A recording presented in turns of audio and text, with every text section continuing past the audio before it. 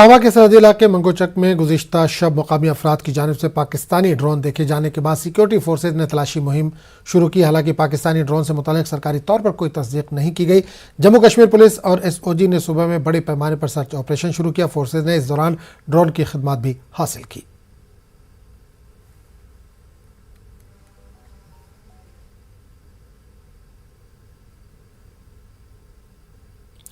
कश्मीरी रूहानी हस्ती ललेश्वरी की जिंदगी और कश्मीरी जीवन कश्मीर एक अक्षर उनके असरात को थिएटर प्ले के जरिए पेश किया गया।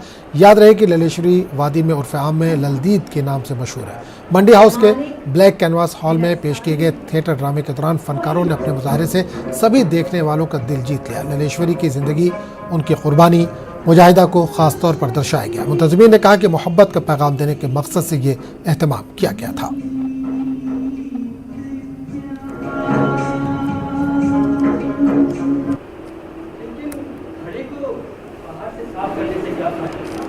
के पास जाना। बेटा इस बच्ची के साथ ऐसा मत कर, नालायक पत्नी है वो तेरी। लल्लेश्वरी 14वीं सेंचुरी में ये कह चुकी हैं कि इंसान में भेदभाव करना बहुत ख़राब बात है, गलत बात है। किसी भी मजहब में, किसी भी धर्म में ये नहीं सिखाया जाता कि इंसान में भेदभाव किया जाए। इंसानियत ही सबसे बड़ा धर्म है। ये लल्लेश्वरी की वाकों में कहा जाता है, उनकी कविताओं में कहा जाता है। वो 14वीं सेंचुरी में आई थी और उन्होंने यही 14वीं सेंचुरी में यही सीख दी सबको कि बंदे से हर इंसान में भगवान होता है। जो भी कश्मीर का लिटरेचर है, पोइट्री है, आज वो देन है ललेश्वरी के वाक से। ओरिजिन तो वहीं से है। और ललेश्वरी ने हमेशा ही भाईचारे की बात की है। तो तब उन्होंने उस 14वीं सेंचुरी में जब कहा था शिवची थल रोजान मोजान हुनते मुसलमान त्रुके चुक पान पन परजान सोचे साहिब हसिद जंजान। तो हिंदू मुसलमान में भेदभाव मत करो।